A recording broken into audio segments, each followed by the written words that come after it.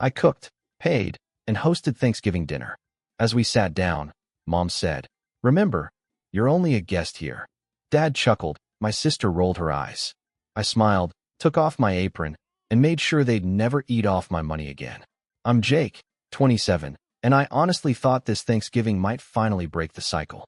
I'd been feeding myself that same hope for years. Every holiday, I'd load my car with groceries, wine, and a few store-bought pies, drive the 2 hours to my parents' place, and convince myself, maybe this time, they'd treat me like more than a walking wallet who smiles too much. This year, I even took charge of the turkey, offered to prep some sides, and told Mom I'd split the catering bill just to make things easier for her.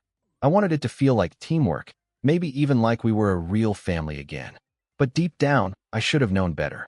That morning, I showed up early, juggling paper bags and aluminum trays into the kitchen while my sister, Erin, lounged on the couch, glued to her phone.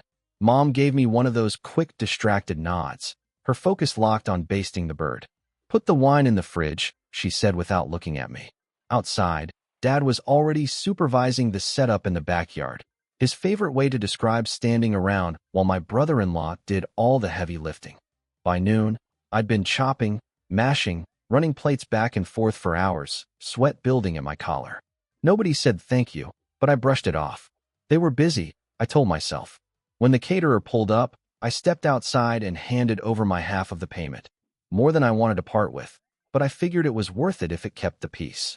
The table looked amazing. The smell of roasted turkey filled the air, and even though my feet ached, I felt good. Proud, even. I threw on a clean button-down, thinking maybe this would be the year they actually saw how much I'd done. Then Mom gave me that familiar smirk, the one she saves for when she's about to say something that cuts. "Don't forget," she said loud enough for everyone to hear. "You're just a visitor here." Dad chuckled like she'd just delivered a punchline, and Erin rolled her eyes so hard I thought she might sprain something. For a second, I hoped I misheard. But she repeated it, softer this time, almost like she wanted to make sure I caught it. Visitor. The word hit me square in the gut. I stood there, carving knife in hand, apron still tied tight, every pair of eyes flicking toward me. A visitor? After everything I'd done that day? After years of trying? I forced a smile, slow, steady, fake. Because if I didn't, I might have exploded. I untied the apron and draped it neatly over the chair. Nobody said a word. Maybe they thought I was just taking a seat. But inside, something shifted. Right then, I decided I was done. Through dinner, I kept quiet, nodded when spoken to, even laughed when Dad told some recycled story, but my mind was miles away. That one word, visitor, kept echoing in my head. Every time Dad poured another drink, every time Mom bragged about the cranberry sauce she didn't make, every time Erin whined about her rent, I just kept that same practice smile. And it wasn't for them anymore. It was for me. Because I already knew what I was going to do. Not the details yet, but the decision was made. This would be the last Thanksgiving I spent feeling like an outsider at my own family's table. The last one where they ate my food, spent my money, and laughed like it was all a joke. When dessert rolled around, I stood up and said I was tired from the drive. Mom waved me off without looking up, and Dad mumbled something about locking the door. Nobody noticed me pause in the hallway, watching them from the edge of the room. Everyone chatting, eating, pretending nothing had happened. They didn't see the way I smiled one last time, quietly, for myself, before walking out the door. That's when I started planning. The drive home felt twice as long as usual. The radio was playing, but I barely heard it. I kept replaying Mom's voice, Dad's laugh, Erin's eye roll, each memory grinding deeper. Just a visitor. It wasn't just a slip. It was the truth of how they saw me. I'd been showing up, paying, cooking, trying, and in return, I got that. By the time I pulled into my driveway, hurt had hardened into anger. My house, the one I bought on my own at 25, felt like another world. Quiet, peaceful, mine. I dropped my keys on the counter and just stood there, breathing slow until the tension eased a little. Then I poured a glass of water, sat at the table, and opened the family group chat. Photos of the pie, Dad cracking another family tradition joke, Erin posting a selfie with the turkey captioned, "I did this." That one hit harder than I wanted to admit. She hadn't lifted a finger all day, but the relatives flooded her comments with heart emojis. I locked my phone and left it face down. For the first time, I really saw how one-sided things had been. The days after Thanksgiving were weirdly quiet. Not for them. They acted like nothing happened. But inside me, something was unraveling. I stopped replying right away. When Mom called that weekend asking if I could cover some extra costs from the holiday, I said I'd check my budget and hung up fast. That's when the script flipped. Suddenly, I was the ungrateful one. Mom dropped this long message in the group chat about how family isn't about money. It's about showing up, skipping right over the fact that I had done both. Dad followed with his usual sarcasm. Guess Jake's too busy now that he's got his fancy house and big shot job. My sister sent one of those short, passive-aggressive, okay texts, the kind that says more between the lines than the words themselves. I knew right away she was probably complaining about me to her friends, but I didn't take the bait. I wanted to fire back, believe me, but instead, I kept my mouth shut and let them talk. That silence didn't stop the pattern, though. About 2 weeks later, Mom called again, skipping the usual small talk this time. So, your sister's car needs some work, she said casually, like we were chatting about the weather. The mechanic says it'll run about $1,200. She's short on cash, so I told her you'd help. I almost dropped my coffee mug. I'm sorry, what? I asked, thinking I must have misheard. It's just a loan, Mom added quickly, as if that somehow made it reasonable. You make good money, Jake, and she's had a rough year. You know that. I took a slow breath, trying to keep my voice even. Mom, I'm not paying for her car repairs. She's had 3 jobs this year and quit every one of them because she didn't like the vibe. That's not on me. There was a beat of silence, then a little laugh, sharp, dismissive, the same one Dad used at Thanksgiving. You've changed, Jake. You used to be so generous. I stayed calm. I'm still generous, I told her. Just not with people who only see me as their wallet. That ended the call. 3 days later, Dad tried. I ignored his first call, but he left a voicemail. His voice was tight and irritated. Your sister's in tears, Jake. She feels like you don't care about this family anymore. I don't know what's gotten into you, but this attitude ends now. We don't turn our backs on family. I didn't bother calling back. Instead, I started thinking about every other time they'd pulled this same stunt. Christmas, birthdays, barbecues. The time I paid for my brother-in-law's entire bachelor party dinner because Dad forgot his wallet. The time Mom hinted I should buy new patio furniture because, quote, you use it too when you visit. Or when Erin threw a fit because I wouldn't help her move for the 3rd time in 2 years. I kept circling back to Thanksgiving, that word, visitor, and it finally clicked. They never invited me because they wanted me there. They did it because I brought something to the table, literally and figuratively. By mid-December, the guilt campaign kicked into high gear. Erin started calling me directly, which she almost never does. Look, she said one evening, her tone dripping with fake sweetness. If you could just cover the repair, I'll pay you back in January. Or February, at the latest. You know I can't get to work without my car. You don't have a job, I reminded her. Silence. Then her tone flipped from syrupy to sharp. Fine. Be selfish. But don't come crying when Mom and Dad stop inviting you to things. You can't just cut yourself off and expect everything to stay normal. That last part felt like a challenge. Christmas Eve rolled around, and I almost stayed home. But some part of me needed to see how far they'd take it. The house was packed. Cousins, aunts, uncles, the usual chaos. I brought a small box of chocolates, nothing more. When Mom opened the door, her smile flickered just slightly when she realized I wasn't carrying my usual haul of grocery bags. Inside, things felt off. Dad barely acknowledged me, already focused on the game. Erin was holding court on the couch, loudly retelling her car troubles to anyone who'd listen, sprinkling in digs about certain people who don't step up anymore. A few relatives glanced at me, eyebrows raised. I said nothing. When dinner was served, Mom made sure to thank Erin for helping so much with the cooking. Erin smirked and said, well, someone had to. That one almost made me laugh out loud. The food looked half thrown together, and I knew she hadn't done a damn thing. Still, I kept quiet. I ate, complimented the ham, made polite conversation.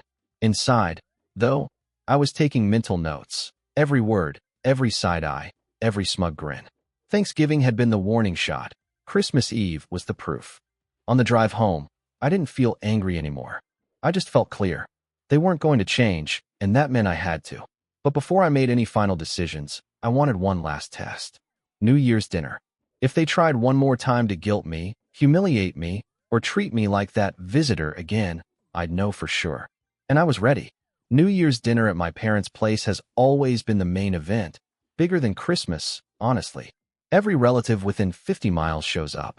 Mom treats it like her personal red carpet gala, insists on nice clothes, brings out the fancy china, and Dad always gives this long speech about family unity. I almost skipped it this time. Every part of me wanted to stay home, crack open a bottle of wine, and watch fireworks from my porch. But I knew if I didn't go, they'd twist it into proof that I was the problem. So I went. But I brought nothing. No food, no drinks, no gifts. Just me. When Mom opened the door, she actually frowned before catching herself. "Oh," she said. "You came. Happy New Year." I replied with a polite smile. Inside, the place was buzzing. Erin was there already, dressed to impress, milking every ounce of sympathy she could get from the crowd. When she saw me, she smiled sweetly and said just loud enough for the nearby relatives to hear, "Wow, Jake actually made it." I hung up my coat and joined the others, pretending not to notice. Dinner ran late, as usual, but the tension was thicker this time. Mom and Erin whispered in the kitchen. Dad was already refilling his glass before anyone else was halfway through theirs, and the air felt heavy, charged. We finally sat down, and like every year, Dad stood to make his speech. "Family is everything," he began, scanning the table. "We've had our ups and downs, but at the end of the day, we show up for each other. That's what matters," Dad said, his voice all warm and fatherly, until he added, "Though some of us seem to have forgotten that lately." The shift in tone was subtle, but it cut through the room like glass. Every bit of noise died out. Forks hovered midair. I didn't say a word, didn't even blink. Just kept my face straight. Dad sat back down, satisfied, and Mom jumped right in. "Speaking of showing up," she began, all chipper and innocent. "Your sister's been through such a rough time with that car of hers. But we've got good news. We decided we're all going to pitch in to help her out." My gut sank. I already knew where this was going. Mom smiled sweetly, reaching into her purse and pulling out an envelope, which she placed in the center of the table like some grand gesture. "Everyone's contributing a little something," she said proudly. "We thought it'd be nice to make it a family effort." The envelope was already half stuffed with cash. And then she turned to me, her smile tightening just a bit. "Jake, we put you down for 500. I already told the mechanic we'd have it to him by next week." My jaw clenched so hard it hurt. "You what?" I asked. Dad's voice went cold. "It's only fair. You make more than anyone else here. It's time you pulled your weight." Around the table, eyes dropped to plates, forks started scraping quietly. Erin just sat there with that same smug look she always wore when she knew she'd gotten her way. I could feel heat crawling up my neck. "You didn't ask me," I said slowly. Mom waved a hand dismissively. "Oh, Jake, don't be so dramatic. It's family. We all help each other." "No," I said flatly. "You all decided without me, and then you promised my money to a mechanic. That's not helping. That's being volunteered." Dad's chair scraped loudly as he leaned forward. "You're making a scene," he snapped. "Just put the money in and let's enjoy dinner." I stared at him, then at Mom, then at Erin. The silence stretched. Finally, I stood up. "No." Mom's face flushed deep red. "Jake, sit down." I said no. I replied quietly, calmer than I expected. "I'm not giving you a dime. Not tonight. Not ever again." Dad slammed his palm on the table so hard the silverware rattled. "Don't you talk to your mother that way in this house." "This house," I repeated, and let out a dry laugh. One of those laughs that only comes when something finally clicks. "You mean the house I helped you save last year when you fell behind on the mortgage? The one I've been helping keep afloat every holiday, every bill, every time you forget your wallet?" A few heads lifted at that, eyes darting between us. Mom's glare sharpened. "If you want to act like an outsider, Jake, then you can leave. Visitors don't disrespect their hosts." And there it was again. That word. Visitor. Something inside me hardened right then. I didn't yell. I didn't cry. I just reached into my pocket, pulled out my wallet, and laid it flat on the table.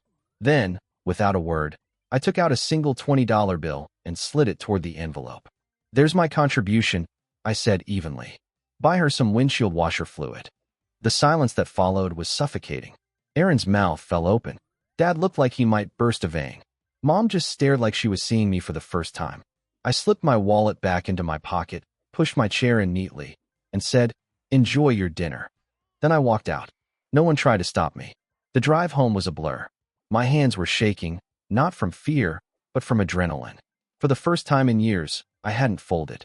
But when I got home, the fallout had already started. Texts were waiting. "Mom, you embarrassed us in front of everyone." "Dad, you're selfish. Don't bother coming back if this is who you are now." "Aaron, hope you're happy. My car's still broken." I didn't answer any of them. I just sat there on my couch in the dark, phone glowing in my hand, realizing this wasn't just about one dinner. It was about years of being treated like a bank, a handyman, a background character in their lives. And if they thought this was me finally cutting them off, they had no idea what was coming. Because I wasn't just done paying. I was going to make sure they felt every consequence of how they'd treated me. The next few days after New Year's felt like the aftermath of a bad hangover. Everything felt heavy.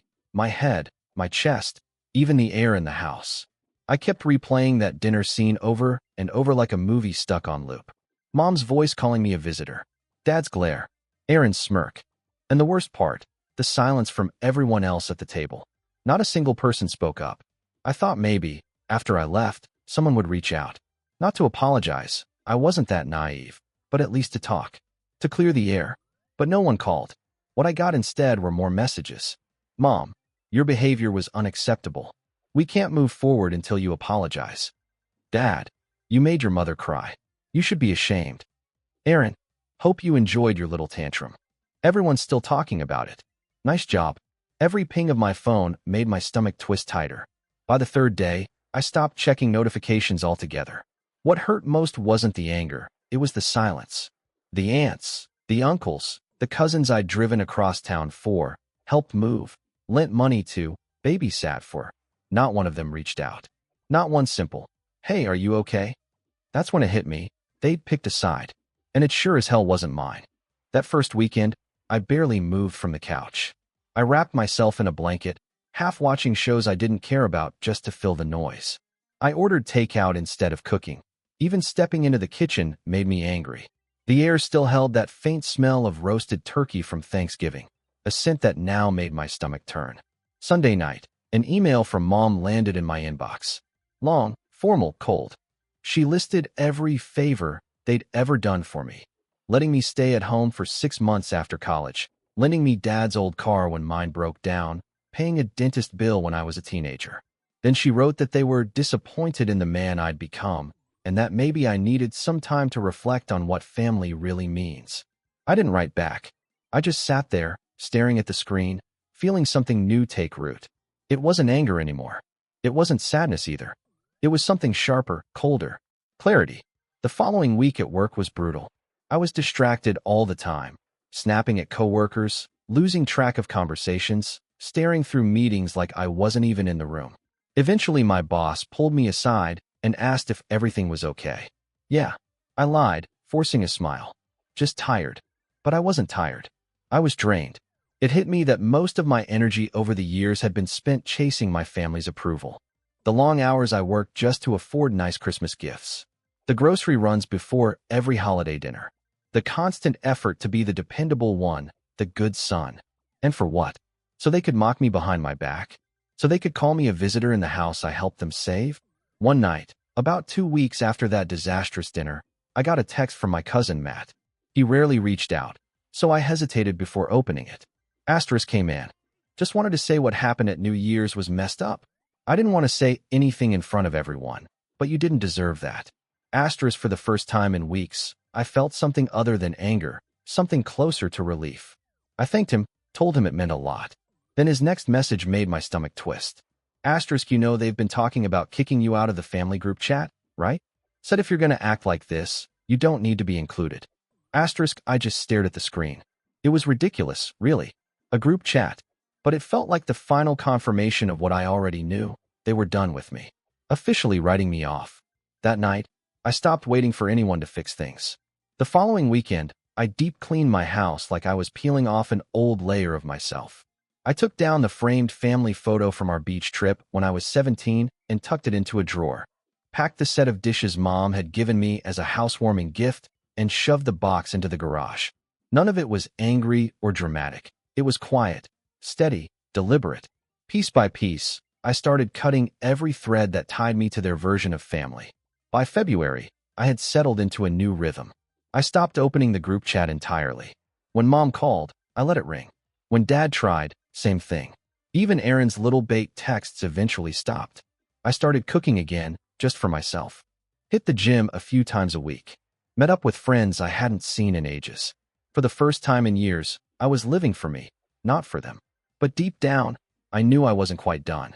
Because as much as I was moving forward, one thing still gnawed at me: the mortgage. The help I'd given them last year wasn't a gift. It was supposed to be temporary. They'd promised to pay me back once Dad's bonus came through. That was 9 months ago. Now they were acting like I owed them. I dug through my old folders and found everything: the bank transfer receipts, emails, texts, all proof that I'd wired them $8,000 to keep the bank from taking the house. I spread the papers across my dining table, reading each message carefully, highlighting every line where they'd promised repayment. That's when it hit me. I had leverage. I wasn't sure what I was going to do with it yet, and I didn't want to act out of spite. But if they wanted to paint me as the villain, maybe it was time they got a taste of what that actually looked like. Over the next few weeks, a plan started forming. And then Mom sent the message that sealed it. Easter dinner is coming up. Everyone's bringing something. I put you down for ham and dessert. Also, your sister still needs help with her car. You can settle up with her then. Settle up. Like it was already decided. I stared at that text for a long moment, then set my phone down and leaned back in my chair. For the first time in months, I smiled. Not bitterly, just knowingly. Because Easter was going to be different. And for once, I wasn't going to be the one left hurting when it was over. February bled into March, and something strange started happening. I felt lighter. The tightness that had been in my chest since Thanksgiving finally started to ease. The silence from my family didn't sting anymore. In fact, it was peaceful. No buzzing phone. No guilt. Just quiet. At work, I threw myself into projects I'd been neglecting. Started coming in early, taking on tough assignments, finishing ahead of schedule. My boss noticed. By mid-March, he pulled me aside after a big client presentation. "Jake, you've been killing it lately," he said. "There's a management opening next quarter, and I think you should apply." I tried to play it cool, but my heart was pounding. A promotion meant a serious pay bump, more control, more independence. That night, I sat at my kitchen table with a glass of wine, thinking about how far I'd come. I wasn't that guy in an apron anymore, standing in my parents' kitchen hoping for approval. I was finally someone who didn't need it. And for the first time, I liked who that person was becoming. My personal life started reflecting that change too. I reached out to old friends from college, people I'd drifted from because I'd always been too busy helping family. We met for drinks, swapped stories, laughed about the past. It felt good to be around people who enjoyed my company for me, not for what I could pay for. My weekends changed too. Instead of spending them fixing things at my parents' house or bailing Aaron out of another self-made crisis, I worked on my own place. Repainted the guest room, built shelves in the garage, planted herbs in the kitchen window. For the first time, my house didn't just feel like where I lived. It finally felt like home. It finally felt like my space, my own little sanctuary. I could almost hear my dad's voice in the back of my mind, teasing me for playing house. But this time, the thought didn't sting. It made me smile. For once, I felt proud of the life I'd built, not guilty for enjoying it. Money stopped being this quiet, nagging anxiety that lived in the background of every decision. Without the constant drain of bailing out relatives, buying half the groceries for every holiday, or footing surprise family expenses, my savings started to grow. I began putting more into investments, something I'd always wanted to do but never had the breathing room for. By the end of March, I'd saved nearly $4,000 in just 3 months, almost half of what I'd loaned my parents for the mortgage the year before. Seeing that number in my account hit differently. It wasn't about the money itself. It was the proof that I was finally steering my own life. But the real turning point came in early April. I was sorting through some old folders in my home office when I came across a manila envelope labeled House Docs, Mom and Dad. Inside were all the receipts, transfer confirmations, and text screenshots from the time I'd bailed them out of foreclosure. I kept it all organized, originally just to make sure they paid me back. But as I flipped through the pages now, I saw it differently. It wasn't just documentation, it was evidence. Evidence of every time I'd sacrificed my own comfort to save them. Every sleepless night I'd spent worrying about their house instead of focusing on my own life. Every time I'd said yes without thinking twice, only to be repaid with that word, visitor. I sat there for a long time, staring at the folder, then opened my laptop and started drafting a letter. It was simple, polite, professional, a request for repayment in full. No threats, no emotion, just dates, numbers, and facts. I didn't send it right away. I saved it to my desktop, and somehow that alone felt like taking back control, like putting my hands back on the wheel of my own story. Around that same time, I got an invite to a friend's birthday dinner. My first instinct was to say no. The old me would have dreaded the inevitable "how's your family?" question, but something in me said go. That night turned out to be one of the best I'd had in months. We laughed, shared stories, and when someone eventually asked about my family, I didn't dodge. "They're complicated," I said honestly. "We're not really talking right now." I braced myself for the usual lecture, but instead, one of my friends nodded and said, "Sometimes you have to do what's right for your peace." It felt like permission to keep moving forward. Then came Easter. I'd been waiting for it, half expecting another assignment from my mom. Sure enough, 5 days before, the group text came through. Jake, don't forget to bring the ham and dessert on Sunday. We'll see you at 4. I stared at the message for a long time, that familiar mix of anger and sadness bubbling up, but this time, I didn't give it power. I took a deep breath, set the phone down, and didn't reply. Sunday came and went. I stayed home, made myself brunch, and took a long walk in the sun. When I got back, I had 14 missed calls. I didn't answer a single one. The next day, Mom sent another email. Shorter this time. You hurt this family, Jake. Everyone was asking about you. Your sister cried all night. We don't know what happened to you. But I did. I knew exactly what had happened. I'd stopped begging people to see my worth. By May, the promotion came through. I signed the offer letter with a grin, then booked a quiet weekend getaway to a cabin by the lake.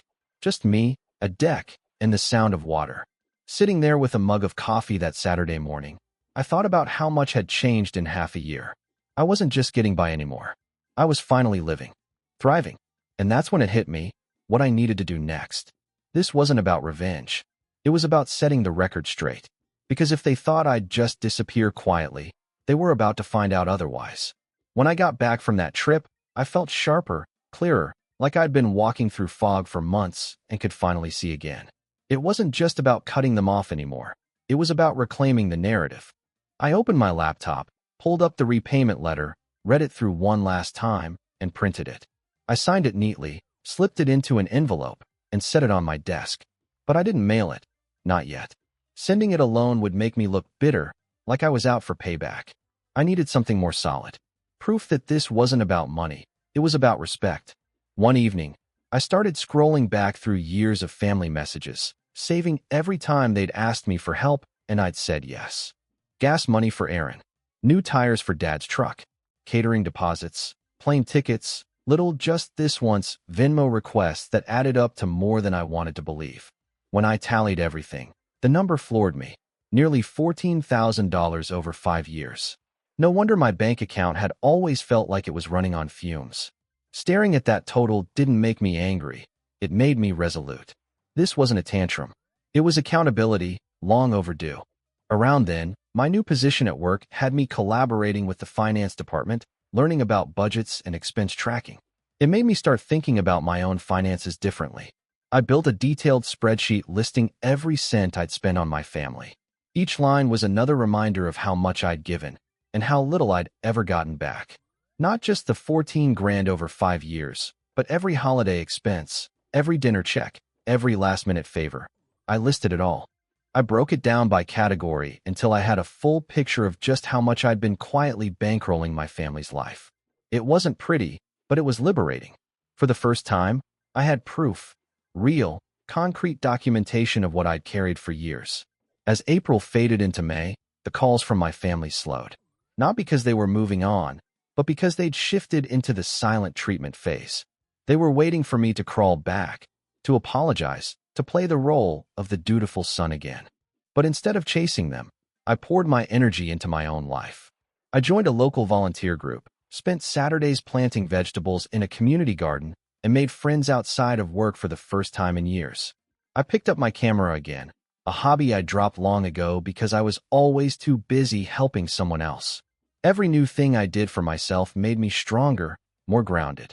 Slowly, the resentment began to fade, replaced with something sharper, focus. Then came the phone call that cemented my decision. It was early June, and I was on my lunch break when my phone buzzed. Mom. Against my better judgment, I answered. Jake, she said right away, skipping any greeting. We need you to cover the deposit for your cousin's wedding venue. They're trying to lock in the date, and they can't afford the deposit right now. We'll pay you back when we can. I actually laughed. Mom, do you realize you just asked me to pay for a wedding I'm not even sure I'm invited to? You will be invited, she said quickly. That's not the point. This is about helping the family. Your cousin's struggling. So was I said evenly. When I gave you $8,000 last year. Still waiting on that repayment, by the way. There was silence. Then her tone turned cold. That was a gift. No, I said calmly. It wasn't. I have the messages, Mom. You and Dad both promised to pay me back when his bonus came through. Don't rewrite history just because it's convenient now. She sighed sharply. If you're going to hold every little thing over our heads, maybe it's better if you don't come to the wedding at all. Maybe it is, I replied. But I'll be sending you something. Not money, just a reminder of what I've already done. Before she could respond, I hung up. That night, I sat down at my desk and got to work. I finalized the repayment letter, attached a copy of the spreadsheet showing every contribution I'd made, and included the mortgage screenshots. It wasn't emotional. It was businesslike, clean, professional. Then I scheduled it to be sent via certified mail so they'd have to sign for it. But I didn't stop there. I pulled out of the joint Costco membership I'd been paying for, canceled the streaming subscriptions tied to my card, and removed my payment info from the family's shared accounts. They were small steps, but they felt huge, symbolic. For once, they'd feel my absence in the day-to-day details of their lives. By mid-June, I felt lighter than I had in years. I wasn't anxious or reactive anymore. I was decisive. Every move I made was deliberate, and each one gave me more power back. Then came the final twist. While reviewing some old mortgage paperwork, I discovered the bank had overcharged my parents on property taxes last year, which meant there was a small refund due to whoever had contributed to that payment. And guess whose name was on the transfer record? Mine. It was only a few $100, but it made me grin when I filed the claim. Because this time, the check wouldn't be sent to their mailbox, it would be sent to mine. When I stepped back and looked at everything, the letter, the financial cutoffs, the refund claim, I felt something I hadn't felt in years. Prepared. I wasn't reacting anymore. I was in control. And I knew that the next time they tried to corner me, I wouldn't just defend myself. I'd turn the whole thing around. By July, the certified mail receipt came back with their signatures. 2 days later, Mom called for the first time in weeks. I let it go to voicemail. When I finally listened, her voice was ice. Jake, we got your letter. I can't believe you treat your own parents like business partners. This isn't how family behaves. You should be ashamed. No mention of the money. No acknowledgement of their promise. Just guilt and outrage that I dared to make things official. That voicemail told me everything I needed to know. A week later, an envelope showed up from them. I opened it carefully, half expecting a check. It wasn't. Inside was a handwritten note from Dad, full of self-righteous scolding. He said they'd talked it over and decided not to pay me back because family doesn't keep score. He accused me of trying to punish them, ending with, asterisk if you want to be part of this family, stop acting like a creditor and start acting like a son. Asterisk I couldn't help but laugh. Not because it was funny, but because it was exactly what I expected. I scanned the letter, added it to my growing stack of documentation, and then made a call to a friend who worked in collections. Not to go after them, but to ask one simple question: how do I make a loan like this legally enforceable? She told me about promissory notes, how they could be created retroactively if there was proof of the loan and an agreement to repay, which I did. By the end of that week, I had a legally binding promissory note drawn up, notarized, and ready to file in small claims court if it came to that. But I wasn't in a rush. This wasn't about getting the money back as fast as possible. It was about timing. And that timing came sooner than I expected. In early August, My sister posted on social media about getting a brand new SUV. Not used, not secondhand, brand new, with every upgrade imaginable. Her caption read, asterisk finally treated myself. Couldn't have done it without mom and dad. Asterisk the comments were full of praise and heart emojis, my parents proudly chiming in with, asterisk so proud of you. Asterisk I just stared at the post for a moment, then smiled. Because there it was, proof they had thousands to help her, but still couldn't pay me back. I waited until Friday, then sent them an email titled Formal Notice of Repayment. I attached the notarized promissory note and kept the message short and professional. Asterisk mom, dad, per our previous communications and attached documentation. This serves as a formal request for repayment of the $8,000 loan transferred on date. Please note the notarized promissory note will be filed with the court if full payment is not received by date, 30 days from now. Thank you, Jake. Asterisk no emotion, no anger, just business. The reaction came fast. Within an hour, mom called twice. Dad texted, asterisk this is outrageous. You're really taking your parents to court? Over family. Asterisk I didn't respond. I just took screenshots of their messages and added them to my folder. 2 weeks passed with silence. Then, just as the deadline approached, I got a cashier's check in the mail for the full amount, plus interest. No note, no apology, just the money. That was when I knew my plan had worked. They weren't scared of losing me. They were scared of being exposed. Paying me back quietly was easier than facing the embarrassment of me taking it public. But I wasn't done yet. The next step wasn't about money. It was about reclaiming my story. When the family started planning Thanksgiving, mom sent her usual group text in early October. Asterisk menu ideas, everyone? Jake, you're on dessert duty again. Asterisk I waited a few minutes, then replied, asterisk thanks for including me. I won't be attending this year. I'll be hosting my own dinner at my house instead. Asterisk then I texted my cousin Matt, the only one who'd stood up for me, and invited him and his family to join. He accepted without hesitation. A week later, I posted a photo of my dining room table with a simple caption, asterisk hosting Thanksgiving this year. Can't wait to spend it with the people who've always had my back. Asterisk I didn't tag anyone. I didn't need to. Within hours, my sister posted a vague story about some people thinking they're too good for family traditions. I ignored it. I was too busy preparing my own holiday. I ordered a fresh turkey, made my favorite sides, even splurged on some fancy desserts. When Thanksgiving came, my house was full of laughter and warmth. No tension, no guilt trips, no pointed comments. Just real conversation and genuine joy. It was the first holiday in years I actually enjoyed. I took a few photos, not to show off, but to remind myself that peace could look like this. 2 days later, I got a text from one of my aunts, someone I hadn't heard from since the New Year blow-up. Asterisk Jake, your mom was furious when she found out you hosted your own dinner. But honestly, good for you. It's about time someone stood up to them. Asterisk I didn't reply right away. I just sat there, letting those words sink in. Because this wasn't about revenge anymore. It was about freedom. Hosting my own Thanksgiving felt like a full-circle moment. Matt brought a bottle of wine. His kids helped set the table, and we spent the evening swapping stories and laughing until midnight. There was no tension, no manipulation, no one trying to control the room. Just people enjoying each other's company. When everyone left, I stood in the quiet kitchen, looking at the dishes stacked neatly on the counter, and smiled. For the first time in my life, a holiday had actually felt like mine. The next morning, I posted a single photo on social media, a shot of the table, softly lit by the last of the candles, plates and glasses scattered. The caption was simple, asterisk best Thanksgiving I've had in years. Asterisk by noon, my phone was lighting up again. The family group chat came alive. Mom, asterisk so this was your plan? To exclude us and flaunt it online? Asterisk dad, asterisk real classy move, Jake. Hope you're proud of yourself. Asterisk Aaron, asterisk you ruined Thanksgiving for mom. She cried all night. Asterisk I sat at my kitchen table, sipping coffee, reading their messages without a flicker of guilt. Because this time, the roles were reversed. They were the ones feeling left out. They were the ones trying to get a reaction, and I wasn't giving them one. Instead, I forwarded the entire thread to Matt. He called me almost immediately, laughing. They're losing it, he said. My mom said everyone at dinner was whispering about you. Aaron even gave this dramatic speech about how you've changed and don't care about family anymore. I chuckled. Let them talk, I said. I'm done proving anything. Matt paused for a moment before saying, You know, more people are on your side than you think. They're just scared to say it.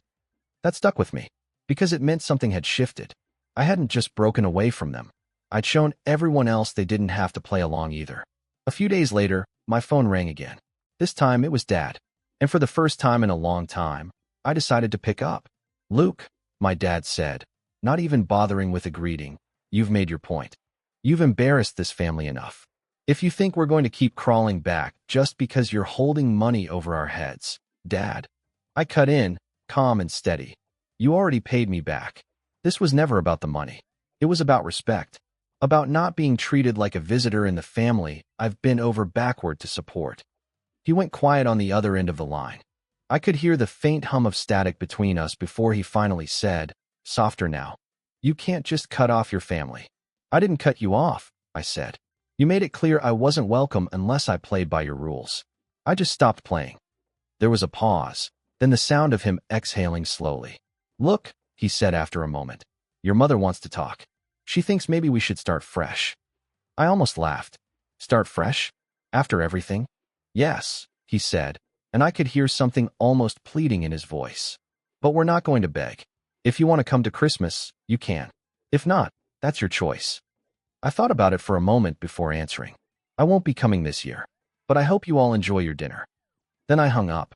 Christmas came and went without a single call or text. I spent it with friends, people who actually wanted me there.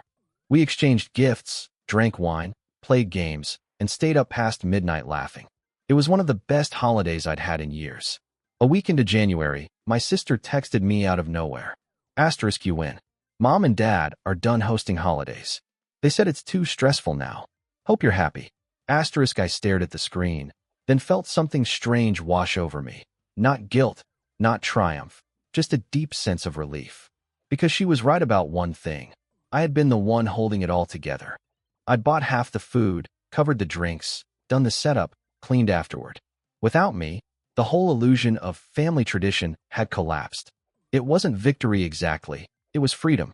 As spring rolled in, my life only got better.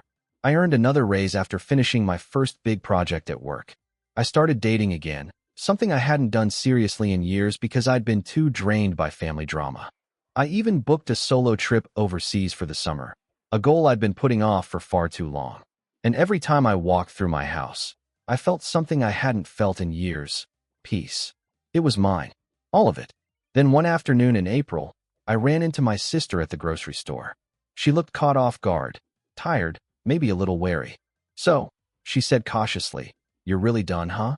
Done with what? I asked. With us, she said quietly. With the family. I smiled, not bitterly, just honestly. No, I'm just done being the only one holding it together. She looked down, fiddling with a pack of paper towels in her cart. Then she said softly, They miss you, you know. I nodded. Good, I said. Maybe they'll think about why. And with that, I picked up my groceries and walked out. I didn't hear from my parents for months. But when Thanksgiving rolled around that year, something unexpected showed up in the mail. A small white envelope. Inside was a simple card. No grand gestures, no drama. Just a handwritten note. Luke, we miss you. We were wrong. We'd like to start over. Love, Mom and Dad. I read it twice, then set it down on the counter.